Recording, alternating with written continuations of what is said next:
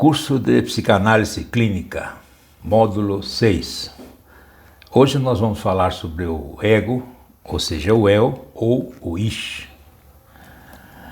É a democratização da psicanálise. Os vídeos são grátis, gratuito, mas se você contribuir com R$30 pelo Pix e-mail anpc2018@gmail.com e enviar o comprovante para o Zap 6198-340-6632, nós estaremos matriculando você e no final dos 24 vídeos você estará recebendo o certificado de psicanalista clínico e a carteira com número de registro. Além de enviar para você também o módulo em PDF. Você também poderá obter no final dos 24 vídeos o certificado de pós-graduação livre em psicanálise clínica, ou poderá ter os dois desde que você contribua 2 vezes.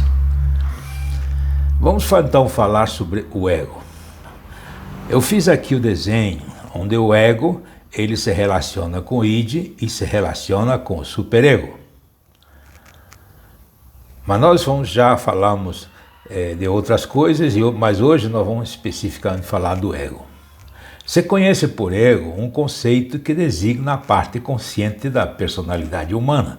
Segundo a teoria proposta por Sigmund Freud, o ego controla a mobilidade, o acionar do ser humano. O ego também cumpre a função de intermediário entre as outras partes da personalidade e do mundo exterior. Eu diria que ele toma conta da realidade, ele tem controle da realidade, ao menos ele administra a realidade.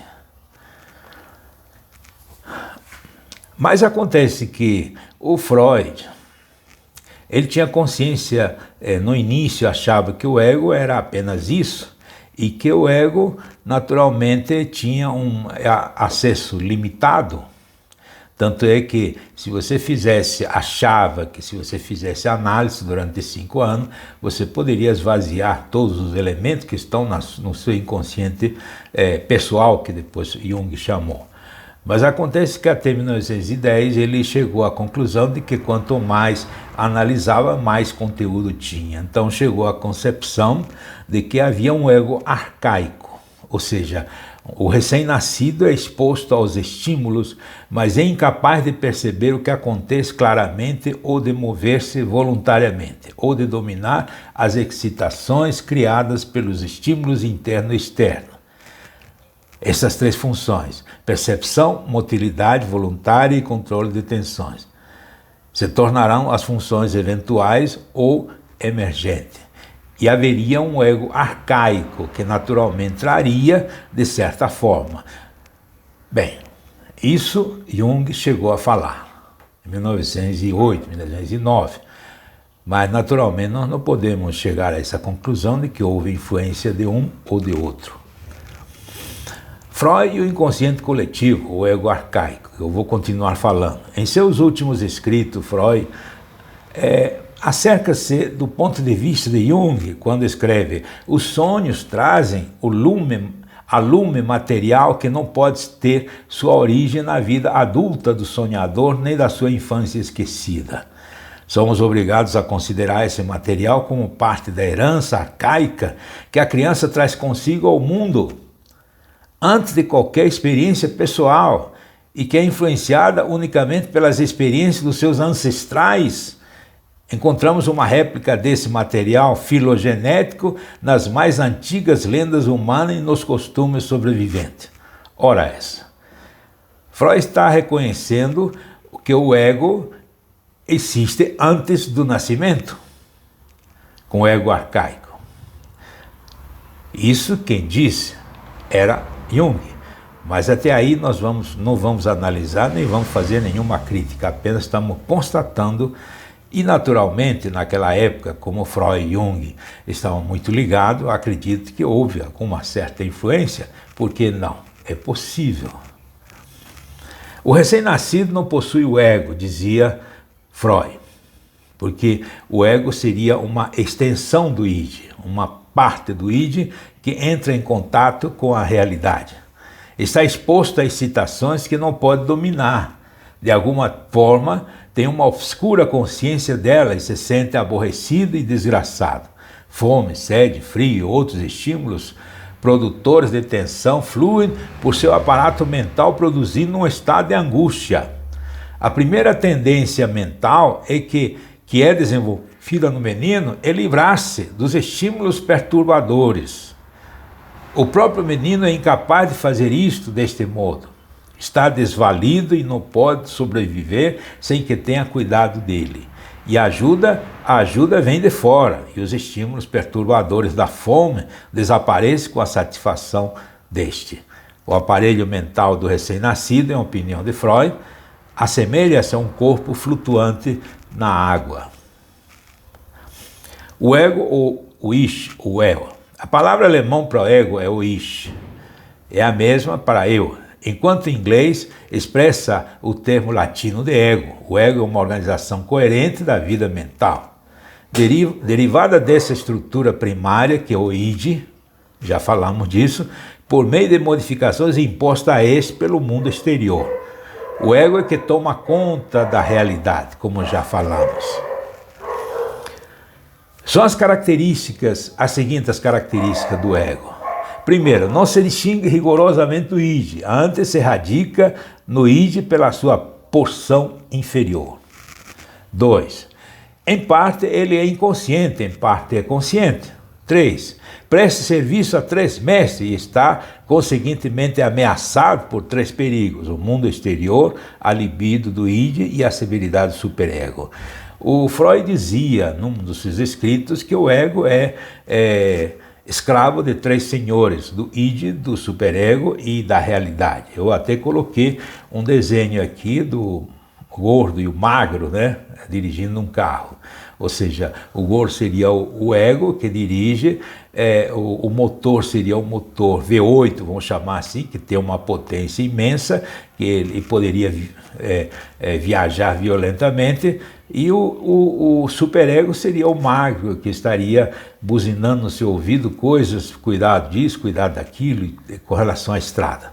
É uma imagem mais ou menos banal, mas explica de certa forma. O id produz a força motriz, enquanto que o ego detém nas mãos a roda do volante para alcançar a meta desejada. O ego é que dirige, tá? Embora seja influenciado pelo id e também influenciado pelo superego. O ego tem 2 deveres relativos ao id. 1. Vigiar o mundo exterior e aproveitar a ocasião mais oportuna para satisfazer sem prejuízo os impulsos do id. 2. Induzir o id a modificar ou renunciar aos seus impulsos, ou então a substituir ou adiar a satisfação deles.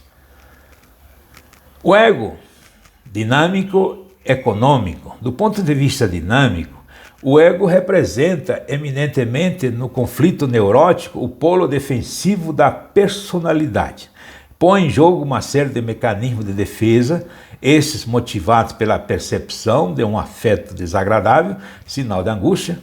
Do ponto de vista econômico, o ego deve ser considerado como um grande reservatório de libido, de onde a libido é enviada para os objetos, a que está sempre pronto a absorver parte da libido que reflui dos objetos.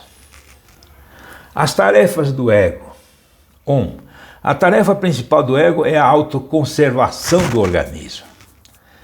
Antes, na primeira tópica, Freud chegava a dizer que um dos instintos é a autoconservação. Agora, na segunda tópica, quando ele constrói o ego, id e o superego, ele diz que essa autoconservação é uma função do ego. O ego leva a cabo essa tarefa com relação ao mundo externo, percebendo os estímulos de fora, acumulando as experiências dos mesmos na memória, evitando os estímulos excessivos por meio da fuga, tentando com os estímulos moderados por meio da adaptação e, finalmente, aprendendo a promover as modificações apropriadas no mundo externo para seu próprio proveito por meio da atividade. Para os eventos internos e relacionados com o id, o ego O ego leva a cabo sua tarefa controlando as demandas dos instintos, decidindo a autorização para obter satisfação, adia a satisfação para tempos e circunstâncias favoráveis no mundo externo, ou suprimindo suas excitações completamente. As suas atividades são governadas pela consideração das tensões produzidas pelos estímulos presentes no seu interior ou introduzidas nele. Por regra geral, o crescimento destas tensões experimenta como desagrado e sua diminuição como prazer. O eu persegue o prazer e tenta evitar o desagrado. Um incremento do desagrado esperado é percebido como um sinal de angústia. E por último, o ego se ocupa da descoberta de métodos mais favoráveis e menos perigosos para obter satisfação. Neste zelo, o eu toma em consideração ao mundo externo.